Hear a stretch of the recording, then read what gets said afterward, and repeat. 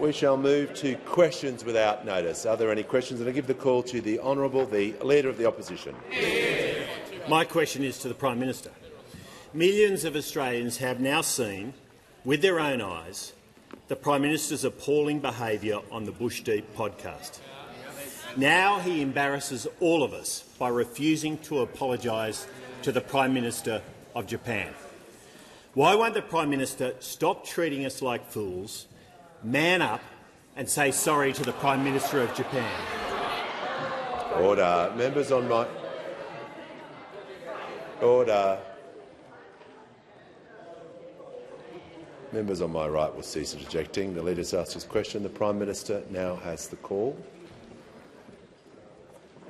Mr Speaker, my office and my team have spent 4 years carefully rebuilding our relationships in the region. We take our relationship seriously, including our regular engagement with Japan. And that is why we will always put the national interest first, and we continue to do so. The Prime Minister of Japan is a good friend of Australia. Prime Minister Takaichi is the third Japanese Prime Minister I have had dealings with. All of them have been constructive. She was a welcome guest here, as was one of her predecessors, Prime Minister Kishida. I have had the privilege of visiting Japan on 3 occasions, and our relationship has never been more strategically aligned. The Prime Minister has concluded his answer. Give a call to the honourable member for Bonner. Speaker, my question is to the Prime Minister. How is the Albanese Labor government delivering real change to strengthen Australia's economy, including by backing workers' wages and aspiration? What are the threats to this approach? Call to order. Give the call to the Prime Minister. Thank the member for Bonner for her question. And Labor is growing an economy that works for people, not the other way around. And that strategy has Australia performing strongly right across the board. Australia is indeed growing faster than all the G7 countries. Canada, France, Germany, Italy, Japan, the UK and the United States of America. Unemployment is lower than Canada, France, Italy and the United Kingdom. We have a higher participation rate than all G7 countries and stronger employment growth than 6 of the G7 nations. And just last week, Australia's stable economic outlook and AAA credit rating was once again confirmed. That is not to say, though, that there aren't cost of living pressures in the economy, which is why we understand that we need to deliver on cost of living measures. We understand as well that Australia's success comes directly from working people, from their hard work and their aspiration to build a better life. And that's why we're about delivering real change. And that begins with a fair go at work, with penalty rates being protected. Wage theft now a crime. If you work the same job, now you get the same pay. And today I met with the National Executive of the SDA, looking after people who work in retail, and they told me about examples of increases in salary of up to and above 30% as a direct result of same job, same pay, where people who are working together with the same experience, with the same supervisor, working the same hours, were getting paid differential rates. Unfairness in the workplace due to a manipulation of the system. We've stopped it, and it's making a real difference to working people. And just yesterday, we delivered new minimum standards and new minimum pay for gig economy workers. Today, we have introduced our legislation locking in wage justice for early childhood educators to deliver a growing skilled workforce. And that is how Labor governs, building our resilience, backing aspiration, delivering real change here and now, while always keeping an eye on the horizon to set Australia up for a stronger future. Give the call to the honourable member for Fairfax. Thank you, Mr Speaker. My question goes to the Prime Minister. Can the Prime Minister assure the House that neither his office nor his department leaked official and private correspondence from the Government of Japan? And what steps has he taken to satisfy himself that this is the case? Call to the Prime Minister. I thank the member for his question. We take our relationship seriously, including our obligations for engagement, including with Japan. I note that in a political stunt from the opposition, they have referred matters to the AFP. The AFP is, of course, of course completely independent of the government, and they'll undertake their work, and I'm confident about that. Order, members on my left. When the House comes to order, member for McEwen will cease interjecting.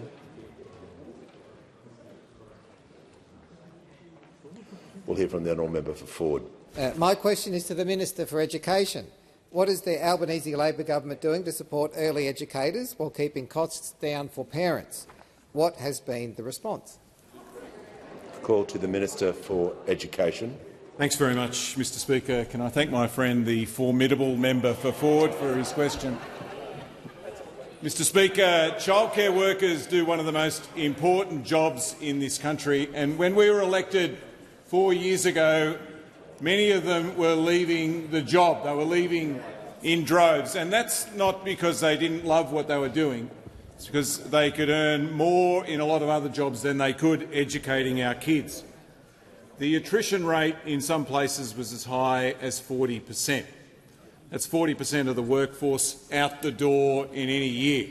That's a crisis, but that's now changed, and it's changed for a reason. It's changed because of the 15% pay rise that we have delivered. Mr Speaker, as proof of that, there are now 20,000 more childcare workers right across the country. Job applications in some places have jumped by 30%. Job vacancies are down by 31%. In other words, it's worked.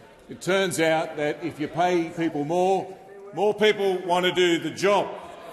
And, Mr Speaker, in the legislation that I introduced this morning, it locks all of this in.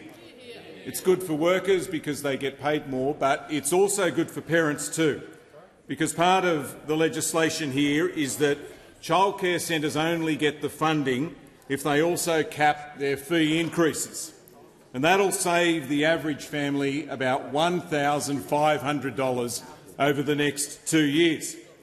As part of the legislation this morning, I've also added another condition, and that's this, that childcare centres only get this funding if they meet the minimum safety standard. 95% of centres do this already. I want to get that to 100%.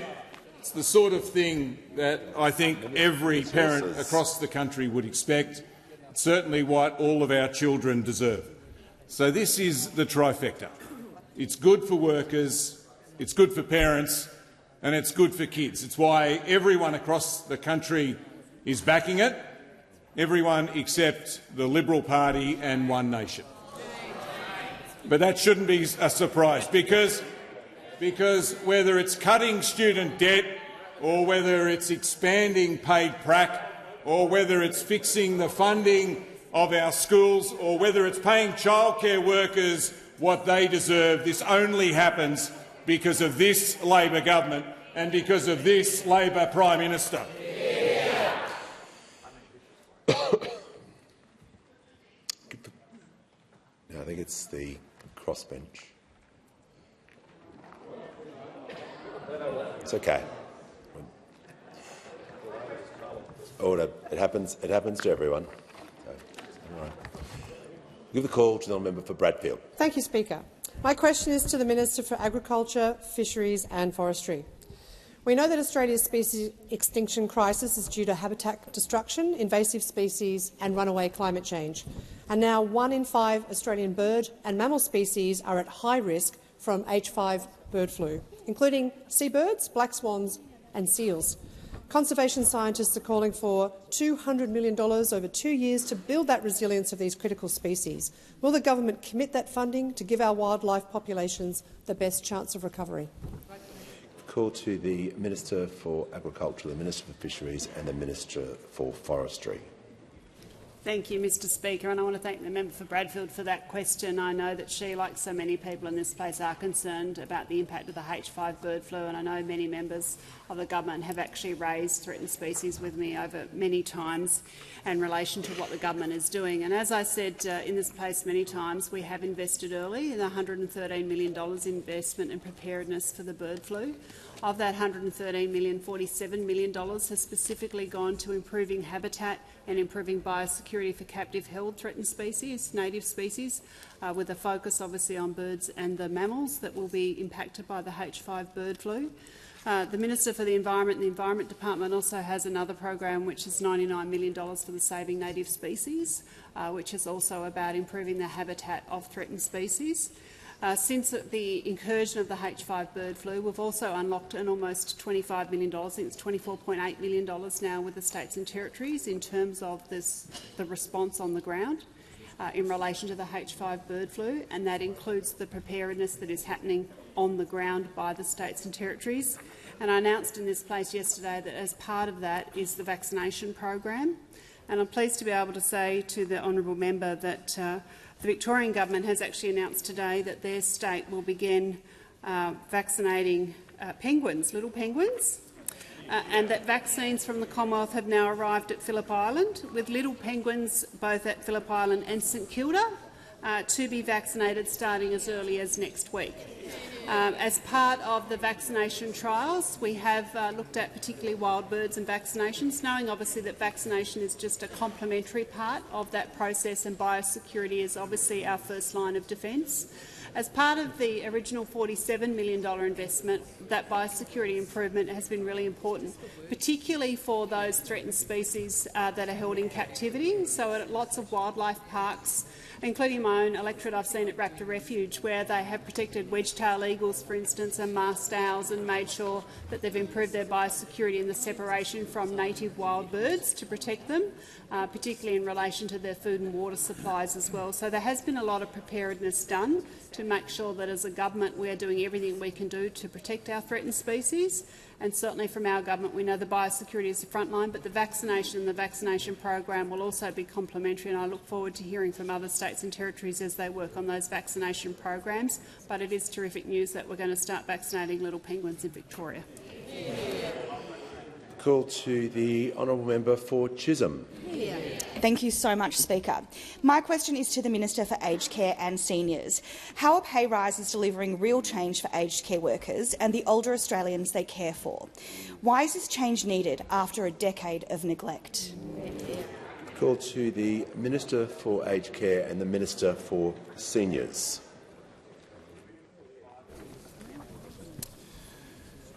Thank you, Mr Speaker. I thank the member for Chisholm for a question. She's always been a champion for working people and for the people that they care for as well. Mr Speaker, on the 1st of August, aged care nurses got their 5th pay rise under this government.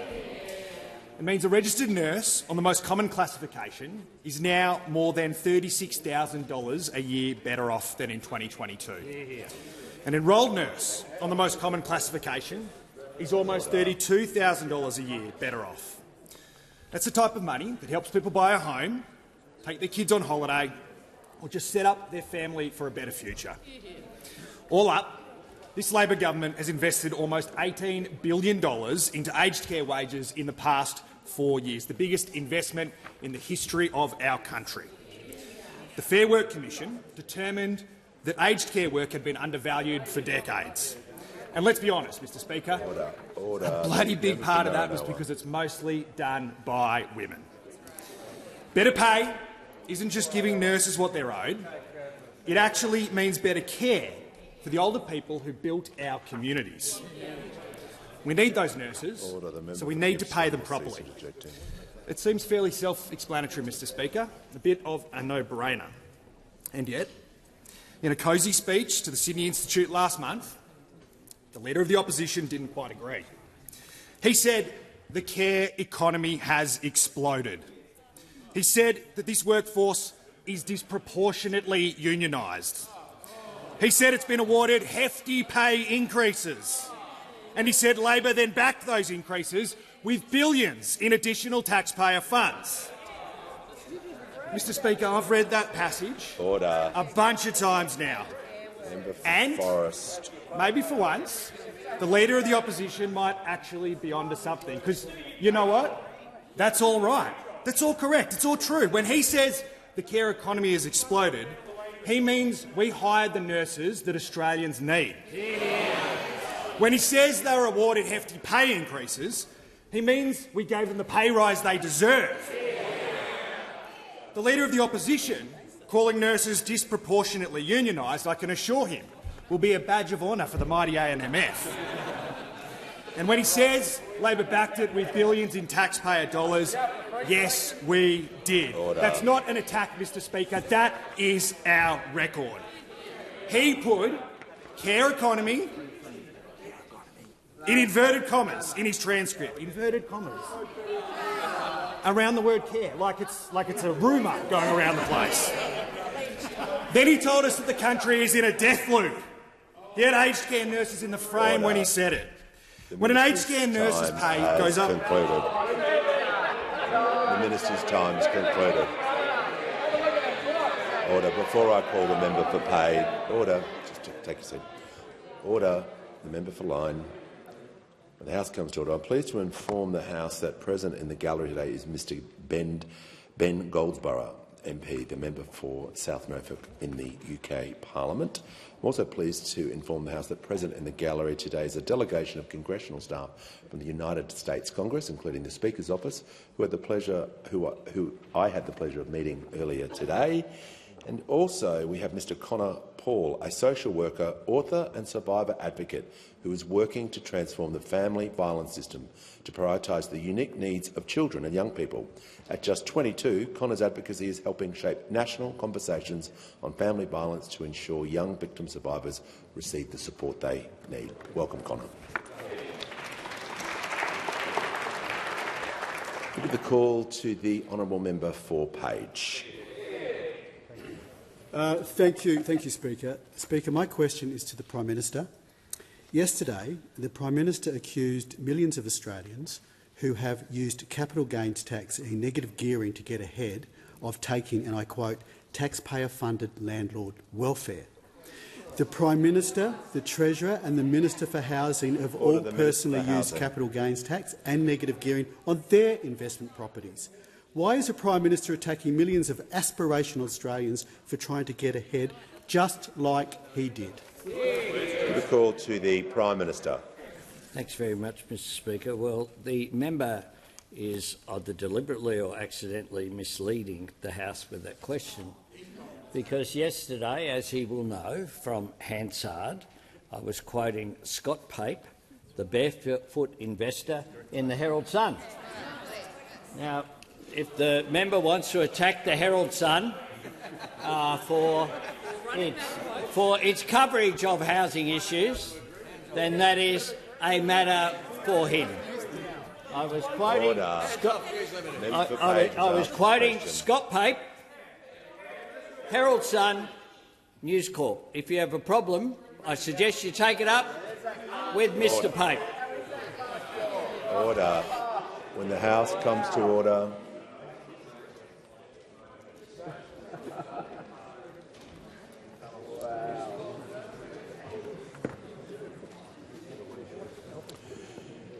The House comes to order. We'll hear from the honourable member for Canberra. Thank you, Speaker. My question is to the Treasurer. What is the Albanese Labor government doing to help with the cost of living, ease pressure on Australians and improve the budget? How does that compare to other approaches? Call to the Treasurer. Thanks to the member for Canberra for the wonderful job she does representing her community, but also the influential role she plays in our economic policy as well, Mr Speaker. Member for Canberra would know that inflation has come down now 3 months in a row. It finished the financial year much lower than the RBA and Treasury forecasts, and this is one reason why the RBA was able to hold rates steady yesterday for the second time since the budget, and they also put out new forecasts for lower underlying inflation and slightly stronger growth. Now, these are welcome developments, Mr Speaker, but we know that there are still substantial challenges in our economy. We know inflation is still too high, productivity is too low, and that we know that people are under pressure. And that's why we are helping with the cost of living by cutting income taxes again and again and boosting wages. It's why we're expanding paid parental leave, strengthening Medicare, making medicines cheaper, delivering real change to make the housing market fairer for first home buyers and young people, Mr Speaker. And we're doing this all at the same time, as the Prime Minister said, as we are managing the budget more responsibly than those opposite did. 2 surpluses, 2 updates in a row with more savings than spending, $200 billion less debt than the trajectory we inherited from those opposite. One of the 3 strongest budgets in the G20, Mr Speaker. And this is why the global ratings agency, S&P Global, reaffirmed Australia's AAA credit rating just last week, pointing to our sound public finances and modest debt by international standards, Mr Speaker. It now means we are one of only 9 countries with a stable AAA from all 3 major ratings agencies, a feat never achieved in any year of the Howard and Costello government, Mr Speaker. We are managing the budget responsibly in the face of inflationary pressures and global uncertainties. Now, those opposite, Mr Speaker, have announced commitments totalling $110 billion in bigger deficits over the next 4 years and $530 billion more debt within the next 10 years, Mr Speaker. By their own logic, their announced policies would push up inflation and push up interest rates. And when the member for Goldstein was asked about this by Andrew Clennell on Sunday, he said that he would offset it, Mr Speaker, and that's before Senator Bragg said today that the benchmark is another almost $500 billion in budget cuts, Mr Speaker. They can only offset numbers that big by coming after Medicare again like last time, or pensions and payments again, or jobs and wages, Mr Speaker. And this is another reason why the divisive and dangerous anti-worker agenda shared by the Liberals, the Nationals and One Nation would make cost-of-living pressures worse, not better. This side of the House is delivering real change. We're delivering cost-of-living relief. We're delivering tax cuts that those opposite opposed and voted against. Once again, the member for Gippsland has been pushing the behaviour, which is unacceptable. He's warned, just like yesterday, and like the member for Goldstein, any more interjections, and the member for Goldstein was yelling during that answer as well. Order. The member for Cornwall is warned. And everyone giving their commentary. And I just remind, we won't have the MPI today if we have round 2 like yesterday. Member for Goldstein. Member for Moncrieff, I'd like to hear her question. Thank you, Mr Speaker. My question is to the Prime Minister. Last week, the member for Sturt reportedly told a constituent she's working on big changes to the Prime Minister's toxic taxes on young people and shares. She said, quote, "I am also very conscious of young people using the share market to try and build up a house deposit and how this might work for them too." Unquote. Does the Prime Minister accept that his toxic taxes will make it harder for young Australians to save for their deposit? Call to the Treasurer.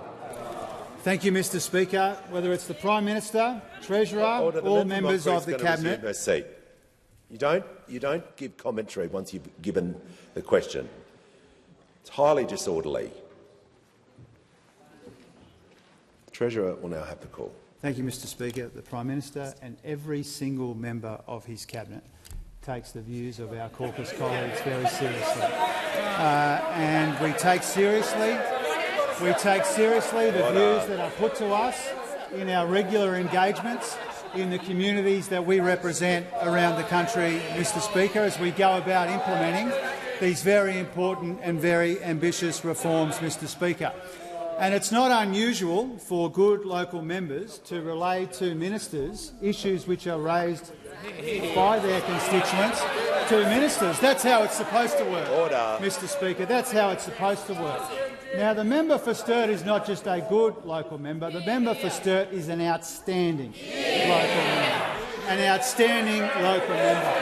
And the good people of Sturt in that wonderful part of Adelaide are learning for the first time in some time what it's like to have a good, engaged, effective local member, Mr Speaker. Pause a moment, Treasurer. There's far too much noise. I'm not happy with the level of noise. That clapping and yelling will stop. The member for McEwen will leave the chamber under 94A. When I'm bringing the House to order and reminding everyone about the standards and dignity of this House, trust me, that's not the time to interject. So everyone, asking everyone to be a little better today. The Treasurer has the call. One of the reasons why the member for Sturt is such a good local member is because the member for Sturt, in conjunction with everyone on this side of the House, is delivering tax cuts for every one of the working people in Sturt, Mr Speaker. And I know that in Sturt there are 93,000 taxpayers who are getting a tax cut from this local member and this Prime Minister and his government because of her work, Mr Speaker. And every single one of those 93,000 taxpayers in Sturt would not be getting a tax cut if those opposite had their way, Mr Speaker. And the same goes for the 80,000 workers in Sturt who will be getting the Working Australians tax offset, Mr Speaker, which was at the core of our tax reform agenda in the budget, Mr Speaker. Now, the member for Sturt and every single member of this government has seen in the housing market a distortion which needs to be addressed, because for too long now the way that our housing market has interacted with our tax system is locked out too many people, particularly young people, from the great Australian dream of owning their own home. And so whether it's the member for Sturt, every single member on this side of the House, we've decided not to neglect that or deny that or delay that and consign another generation of Australians to a broken status quo. We have chosen collectively to do something about it, and we're proud of that. The member for Casey is seeking the call. I seek leave to table the member for Sturt's email to her constituent. Good local member, you'd want it on the record, surely. Order. Resume your seat, the Leader of the House. Leave's not granted. Order. I'd like to hear from the honourable member for Maribyrnong. Thank you, Mr Speaker. My question is to the Attorney-General. What action is the Albanese Labor government taking to address the privacy implications of smart glasses? Call to the Attorney-General. Thank you, Mr Speaker, and I thank the member for Maribyrnong for her question and acknowledge her ongoing commitment to this government's reform of privacy. As smart glasses capable of capturing images and recording video become more affordable and accessible, community concerns are also growing about privacy, surveillance and the potential for misuse. Recent media reports suggest a discounted AI-enabled version has sold out across Australia. Last week, I asked the Privacy Commissioner to prioritise consideration of the privacy implications associated with this technology. The potential for these devices to be used to covertly record, track, stalk and harass requires prompt and careful consideration. Their discreet design can make it difficult for people to know when they are being filmed, increasing the risk of unwanted surveillance and undermining Australians' ability to control how their personal information and images are collected. The increasing availability of this technology could have significant implications, particularly for women and children, who may be disproportionately exposed to inappropriate recording, harassment, intimidation or other harmful conduct. Research from the University of Sydney found many women are being filmed in gyms, workplaces, shops and university campuses, despite expressing discomfort or refusing consent. Analysis of hundreds of Instagram videos captured using these devices found a staggering 60% of point-of-view content contained behaviour classified as potential harassment. Mr Speaker, let me be clear. This government stands against the use of smart glasses for nefarious purposes. While state and territory laws already restrict the use of recording devices in some circumstances, the Commissioner's expertise is critical in identifying emerging privacy risks and appropriate safeguards. The Commissioner has noted that where technology companies receive and store personal information collected through wearable devices, they must comply with privacy laws, but there are real questions as to whether they will be able to do so. Mr Speaker, robust privacy laws are essential to Australians' trust and confidence in the digital economy and the services provided by governments and industry. In our first term, we created a new statutory tort against serious invasions of privacy. We outlawed doxing and we significantly increased penalties for breaches. The government will continue to progress work on a second tranche of legislative reforms to ensure our privacy laws are fit for the digital age. Mr Speaker, Australians rightly expect their privacy to be respected, and that is exactly what this government is focused on delivering. Before calling the member for line, I'm pleased to advise the House that on the floor of Parliament today is a historic delegation from the National Parliament of Timor-Leste, led by the first female president of the National Assembly and the first time a President of the Assembly has ever sat on the floor of our Parliament, Her Excellency Ms Maria Fernanda Ley, and an all-female parliamentary delegation. Welcome to Question Time. Welcome to Australia. Give the call to the honourable member for Lyne. My question is to the Prime Minister. By bringing 1.5 million migrants into Australia over the past 4 years, Labor's record of migration has killed the Australian dream of home ownership. How many more migrants does the Prime Minister intend to bring into Australia before his government builds enough homes to house them? Give the call to the Prime Minister. Thank you very much. I thank the member for Lyne for her question. And I do want to state that it is just a fact that under this government we have cut net migration by around 45% from its peak. The number of people arriving now is lower than it was under the Coalition. And indeed, the former Immigration Department Deputy Secretary under the Coalition has said this: the Coalition stomped on the accelerator. They did all sorts of things we've never done before in order to increase the numbers. Indeed, the Grattan Institute as well, Brendan Coates, has said that the Coalition is wrong to suggest record migration is the result of policy decisions by the Albanese government. The single biggest policy change contributing to record migrant numbers is the pandemic-era decision by the former Coalition government to first relax and completely uncap working hours for international students from January 2022. Thirdly, some more facts. Population growth is expected in the population statement that was released in January.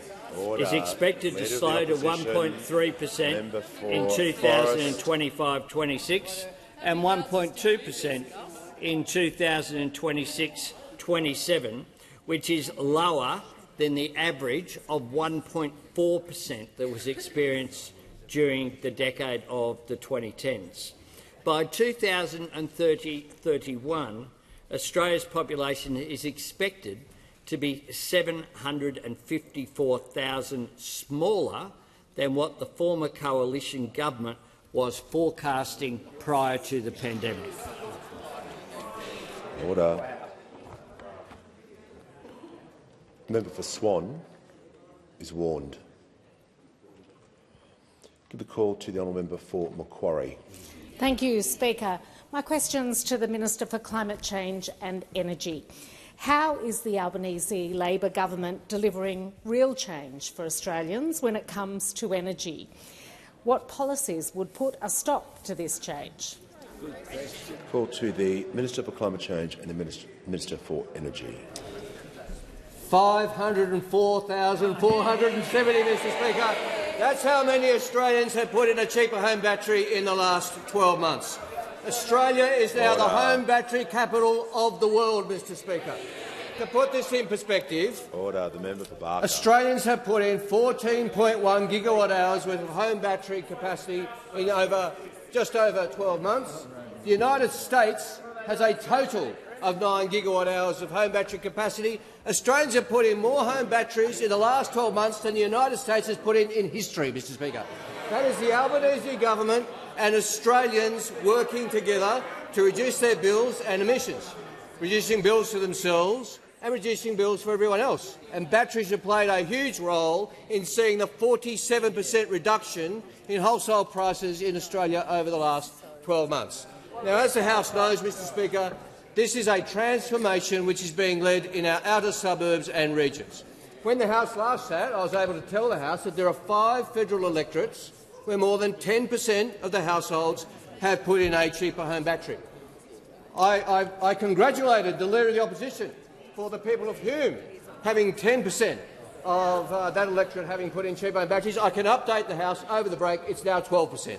So a big congratulations to the Leader of the Opposition. That's a great result. Not as good as the member for Wright, who now has 14% of the households in Wright have a cheaper home battery, Mr Speaker.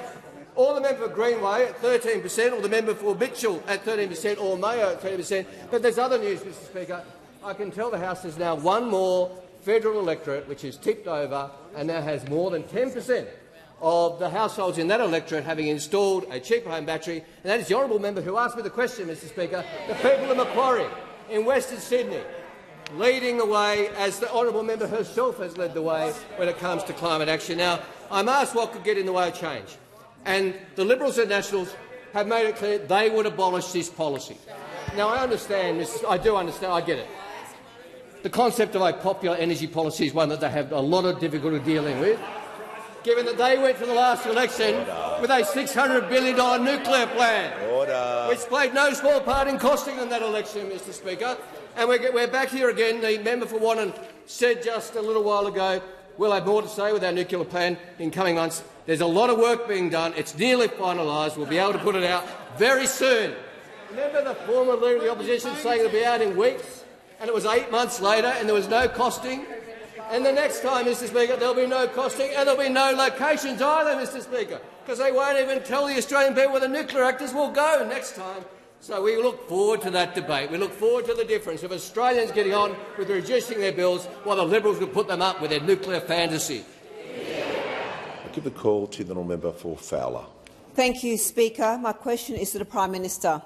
In Fowler, 46% of renting households are in rental stress and median personal income is $520 a week. Sydney house rents rose $50 a week last quarter. I'm hearing from landlords they're lifting rents ahead of the government's looming tax changes to meet costs. Within weeks of the COVID crisis in March 2020, National Cabinet acted to protect renters.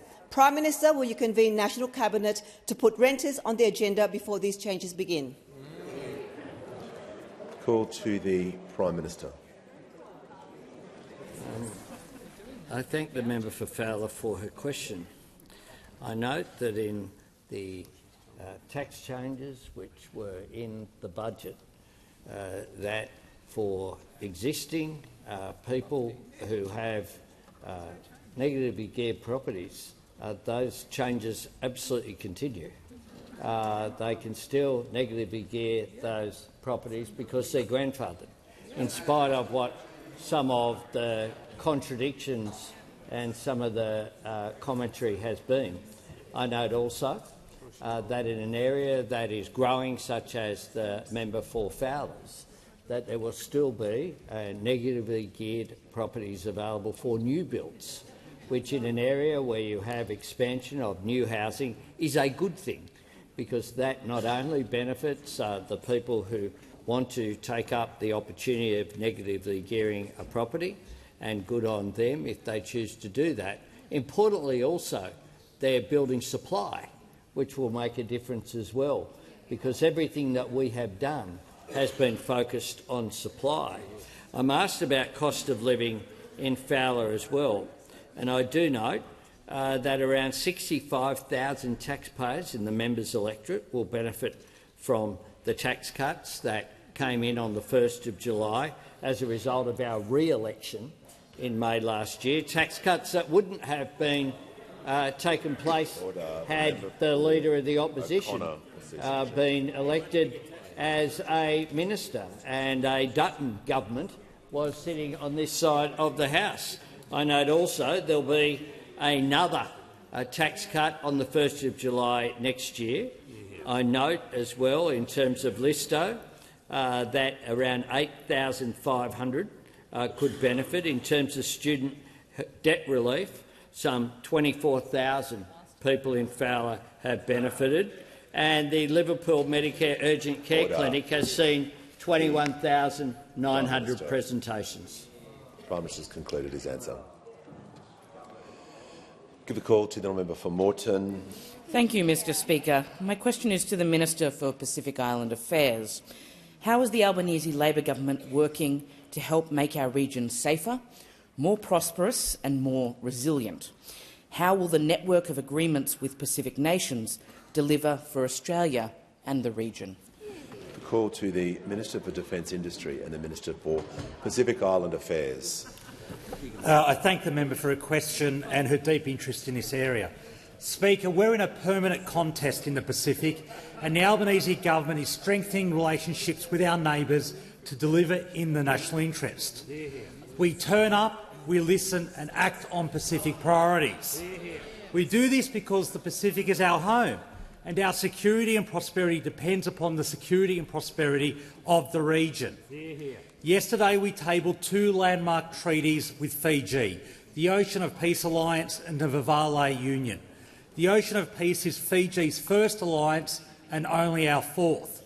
Through 125 years of federation, Australia has had two allies. In the last year, under this Prime Minister, we've doubled that number.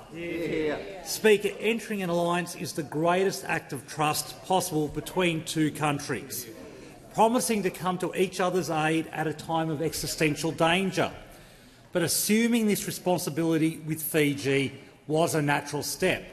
We have a proud history of serving together and will now cooperate even more closely and develop even deeper levels of interoperability.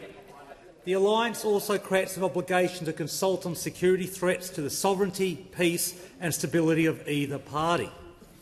The Boele Treaty sets out ambitious commitments across the breadth of our bilateral relationship. The Boele Union will be a multi-generational endeavour to integrate our economies, our security and our peoples. And, Speaker, this is only natural, given Australia proudly has the largest Fijian diaspora in the world, including the first Cabinet Minister of Fijian heritage in the Attorney-General. This treaty commits us to combat transnational crime, to work together on health issues like HIV, to address the impacts of climate change and build infrastructure like ports to connect our region and grow the Fijian economy.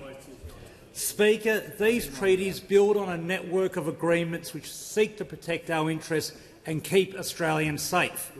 The Pukpuk Alliance with our closest neighbour PNG, the signing of the Nakamal Agreement with Vanuatu, which confirms Australia as the policing partner of choice and precludes the establishment of any foreign military base in Vanuatu. Our treaties with Nauru and Tuvalu that respond to their priorities. Speaker, we're also pursuing comprehensive treaty negotiations with the Solomon Islands to reset the relationship with them, as well as a treaty with Tonga. So, Speaker, from Prime Minister Albanese walking the Kokoda track with Prime Minister Marape to the DPM's energetic engagement, to Foreign Minister Wong's visits to the PIF countries and my 37 visits to the region, we're working tirelessly to deliver a stronger region in our national interest, and I commend the two treaties to the House. Before I call the honourable member for Mallee, I'm pleased to advise the House as members as guests of the member for Groom, Jim Rawlings, Tony Beaverland, Tom Carroll from the Toowoomba Chamber of Commerce. Give the call to the honourable member for Mallee. Order. The Minister for Agriculture is warned. The member for Mallee will begin her question. My question is to the Prime Minister. Today I met with older Australians at Parliament House who are scared of Labor's $11 billion tax on private health insurance. This health tax means older Australians will face a 21% surge in insurance premiums and out-of-pocket costs increasing by over $800 a year for an individual and more than $1,600 for a couple. Why is the Prime Minister imposing another toxic tax on millions of older Australians? call to the Minister for Health and the Minister for Ageing. Thank you, Speaker, and I thank the member for her question. I don't agree with various aspects of the modelling that the Shadow Minister has obviously picked up from the industry, and I'll address that. But she asked why we have taken this decision. And as we made clear from the time I announced it before the Treasurer's budget speech, we've taken this decision, which is a hard decision, I accept, to fund a necessary expansion in aged care services, to deliver more beds, to deliver more packages at home and to deliver better care. And one of the reasons why we had to do that, to the Shadow Minister's question, is the appalling state that the former government left the aged care system in when we came to government. After cutting the budget time and time again, leaving the sector in a position described by the Royal Commission in one word, neglect, we unapologetically have prioritised investment in care and dignity for older Australians who need it. Now, this is a hard decision, but it is a decision that returns the treatment of private health insurance subsidies to its original position, which did not differentiate between age groups. What we will now see is two households next door to each other on exactly the same income who take out private health insurance receiving the same level of support from taxpayers for the payment of their private health insurance premiums. In the case of most members of private health insurance, taxpayers will fund about a quarter of their private health insurance, and that will remain the case. Now, the Shadow Minister has talked about some modelling. The Treasury has made it very clear what the modelling of this will mean at about 44,000 people leaving private health insurance, or less than 0.5% of membership, at a time when membership is increasing by 2%.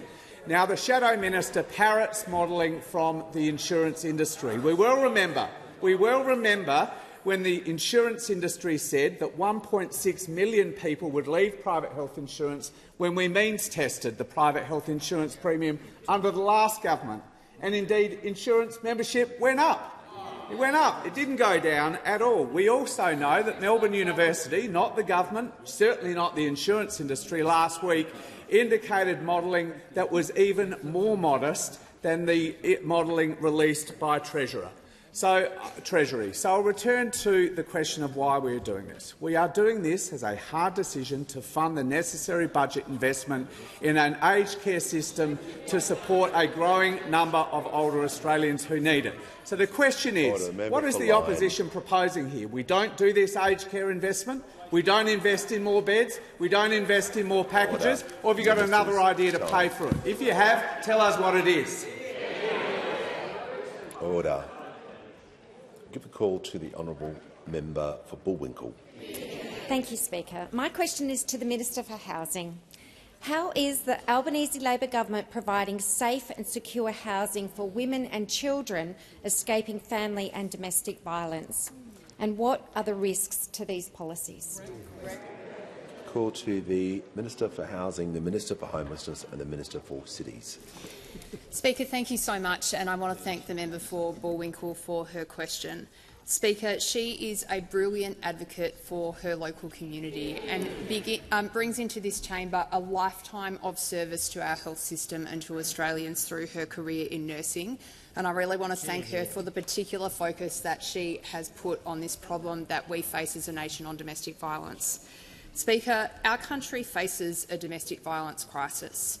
I think every single person in this chamber cares about that, and I think every person in this chamber agrees with that. Australian women tell us that one of the main reasons that they choose not to leave a violent relationship is because they do not have a safe house to go to, and that should not be happening in a country like Australia. Tragically, family and domestic violence remains the leading reason why Australian women and children find themselves homeless in our country. So when someone asks, why doesn't she leave, there is a better question for us, and that is, what home would she go to?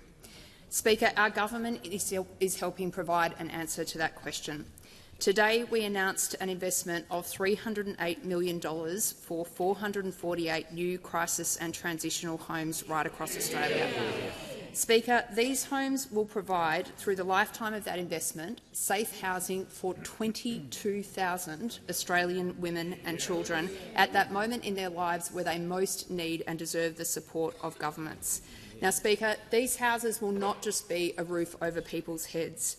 They will be connected to the support that women and children need to heal from these completely traumatic experiences that they've gone through. This will connect women and children to the supports. They will regain their independence and have the support they need to rebuild their lives. Speaker, this is what housing delivery looks like, and it's part of a $1.2 billion record investment that our government is making just in crisis and transitional housing around our country. It sits alongside, Speaker, 7,200 social and affordable houses that we have already built, most of which have already been tenanted, on the pathway to 55,000 homes. Now, Speaker, I'm asked about alternative approaches, and I think we use similar rhetoric when we talk about domestic violence in this chamber. We don't see the same level of action. Over the 9 years the Coalition were in government, they built just 9 crisis and transitional homes around our country. Speaker, I don't want to politicise an issue like this, but the parliament does need to be accountable. And Speaker, I hear the guffaws and I hear the laughter on the other side of the chamber, but you can't hide from these numbers, Speaker. 9 crisis homes delivered over a 9-year period in government, and that is a disgrace. Speaker, under this Labor government and under this Labor Prime Minister, we take a different view. We're delivering real change and we're making a real difference to the safety and security of Australian women and children. Time has concluded. The call to the honourable member for Clark. Speaker, my question is to the Prime Minister. Prime Minister, I've referred to the National Anti-Corruption Commission my concern that individuals in the federal government, when formulating gambling policy, have been improperly influenced by individuals in the private sector. Clearly, donations, gifts, hospitality and personal relations have resulted in a gambling policy diametrically opposed to research, public opinion and the public interest. Do you agree this constitutes corruption? Do you understand how the donations, etc., have compromised your government and its judgment? I'll hear from the Leader of the House. Speaker, ordinarily the reflections contained in a question like that could only be done by a direct motion, not through a question. Yeah, there's part of the reflection at the end of the question regarding that part of the question. I'm going to rule that part out, as previous speakers have done before in that kind of topic. But the question, the Prime Minister can deal with parts of that question, not just the reflection at the end. Prime Minister. Thanks very much, Mr Speaker. I note that the member for Clark, as he stated in his own letter, there's been no allegation of wrongdoing against any individual. I also note that the member for Clark is very genuine in his commitment and for his position that is long-standing on these issues. So he deserves to be taken seriously. What we need to do in a debate like this that can be emotional is to make sure that we get the policy right. And our government is determined to get the policy right. We have exchanged views across the parliament, including with crossbenchers, including with the opposition, and we will get it right. We will get it right to make sure that we actually address an issue which is problem gambling. I've said before, and some have been critical of it, but I stand by my view that there is nothing wrong with someone having a punt on a Saturday in the pub. What there is something wrong with is if people are addicted to any form of activity of which you could put drinking, the difference between having a beer and being addicted to alcohol that has consequences, the issue of a range of other areas. Now, the member refers to the NAC. I note this point, that the National Anti-Corruption Commission was promised for a long period of time. It took the election of my government to deliver one. It took the election of my government to deliver one. We established it. When it comes to political donations, of course, they're a matter for the party in the organisation in accordance with the relevant laws. And of course anyone is entitled to make a referral. But I would say to the member with respect, have a consideration of the debate based upon substance rather than motives.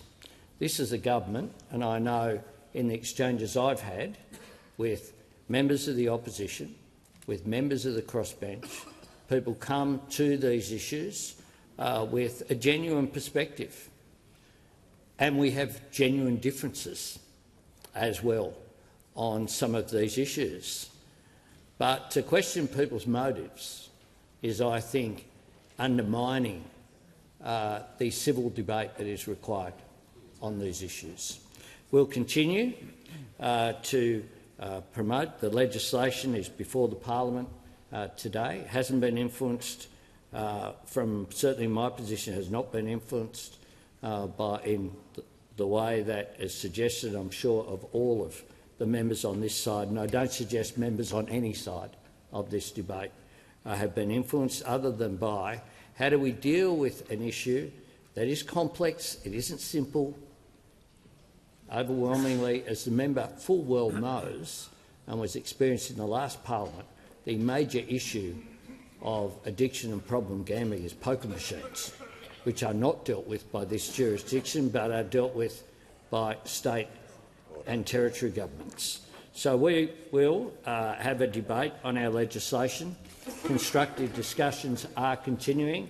I expect there will be amendments to the legislation that I hope receive the support of the entire parliament. The call to member for Bass. Hear, hear. Thank you, Speaker. My question is to the Minister for Health. How is the Albanese Labor government strengthening Medicare and making it easier to see a doctor for free after a decade of cuts and neglect? Terrific. Call to the Minister for Health and Ageing and the Minister for the National Disability Insurance Scheme. Thank you, Speaker, and thanks to the member for Bass for her question, for her support for our Medicare agenda and for hosting me again during the winter break in beautiful Launceston. We got to see the terrific urgent care clinic in that town again.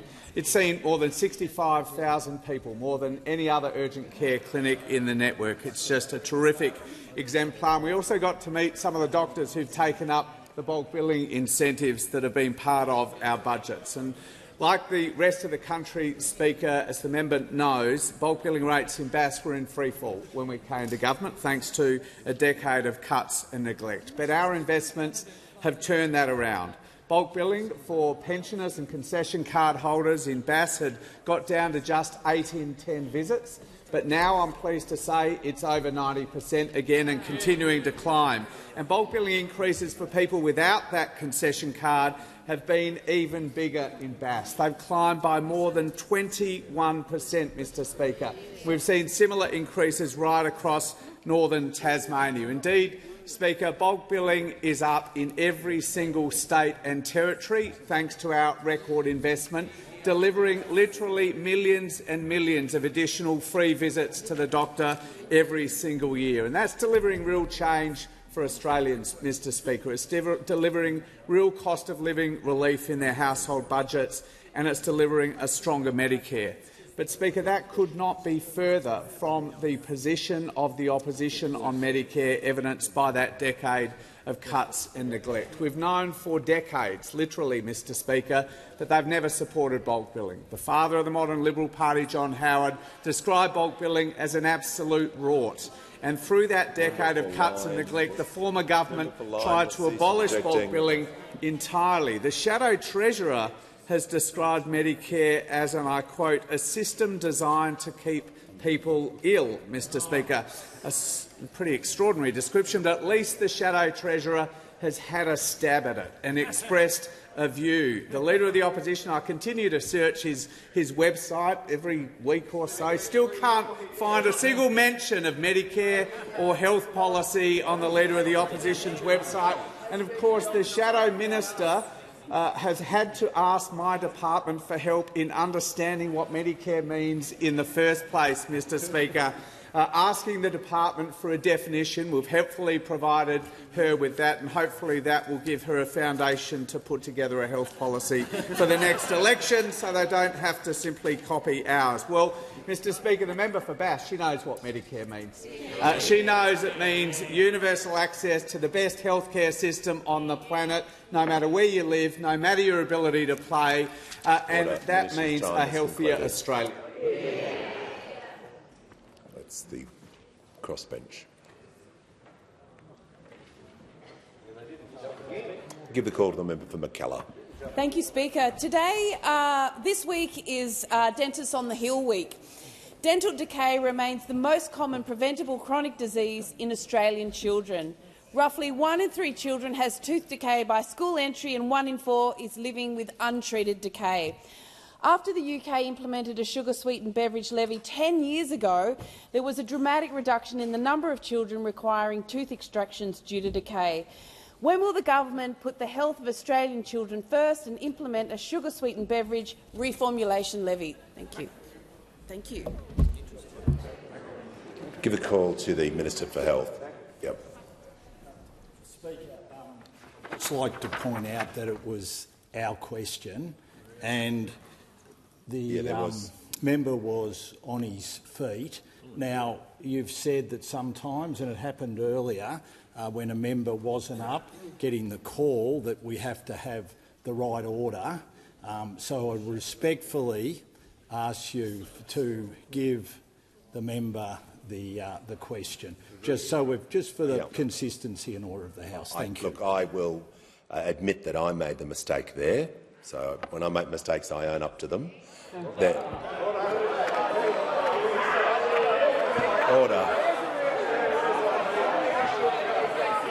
Order. So, order. No, we're just going to deal with this. I like to treat everyone fairly, and I'll treat the opposition fairly. So I apologise to the member for McKellar that I had the wrong order list here, so I'll take that responsibility. So, with the House is indulgent, I will give the call to the member for Fairfax. And before that, the Prime Minister. Just point of order, Mr Speaker. It might be just efficient to say, given we've heard the question, if we get the answer and then the member for Fairfax next, and then we'll conclude question time. If that's concurrence with the manager, we can do this in a as long as the member for Fairfax gets to answer his question, we're happy to oblige. Order. Okay. All right, order, order, order, order, order. Teamwork is the dream work. So we'll go. The member for McKellar has asked her question, the Minister for Health, and then we'll go to the member for Fairfax. Thank you. Minister for Health. Thank you, Speaker. I'm happy to take the question on behalf of the government, and I acknowledge the member's interest in this area and our many conversations about public health issues around obesity, but the way in which the members framed it today around childhood tooth decay. First of all, I'd like to give a shout-out to the work the member for Sydney did when she was Health Minister to put in place the Childhood Dental Benefit Scheme, a great advance around oral health for young children. We've been consistently struggling with the low uptake, frankly, of that program. I think it's still less than 40% of eligible children are taking advantage of significant free dental services that they're eligible for if they're from a family with family tax benefit. I'd love to talk with the member and anyone else about ideas to lift that uptake, and I know I've talked to the dental industry about that. But the member raises the question of sugar consumption, which is a very significant public health issue. I can indicate, as a short answer to the member's question, that there are no plans to introduce a tax, if you like, on sweetened beverages of the type that the UK and some other countries have done. But I do want to indicate a couple of other things that we're doing here. One of the challenges for parents, as I think we all know, is understanding what is in the food that is on the shelves of the supermarkets. Although there are different views about a tax in the community, there is overwhelming support for better front-of-packet labelling. We introduced that scheme back when I was the Assistant Minister for Health well over a decade and a half ago on a voluntary basis, with an expectation that uptake by industry would have reached about 70% by this year. it's about half of that. And so the Assistant Minister for Health, working with her colleagues, has indicated that that front-of-pack labelling that tells parents exactly what is in the food that they're putting in the trolley will be made mandatory. And there's a process underway right now, and that will return to health ministers, I think, early next year. There's also, frankly, the question of formulation of foods, including sweetened beverages. And one way of changing that is through a tax. And we are conscious of the fact, for example, that a can of Fanta in Australia might have more than 6 teaspoons of sugar in it. It now has less than 4 teaspoons of sugar in the UK. But we want to continue to talk with industry about whether there are different ways to skin that cat.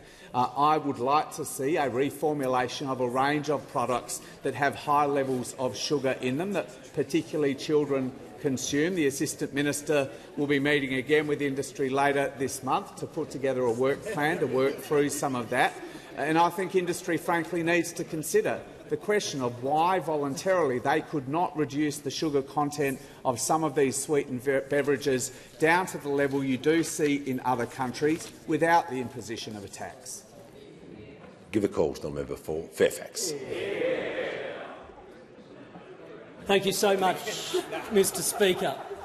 My question goes to the Prime Minister. The Prime Minister has now been asked 3 times why he will not apologise to the Prime Minister of Japan for his appalling behaviour on the Bush Deep podcast. 3 times he has refused to give a straight answer. My question to the Prime Minister is whether or not he will follow the example of someone else in this House who has made it very clear when he makes a mistake he owns up to it.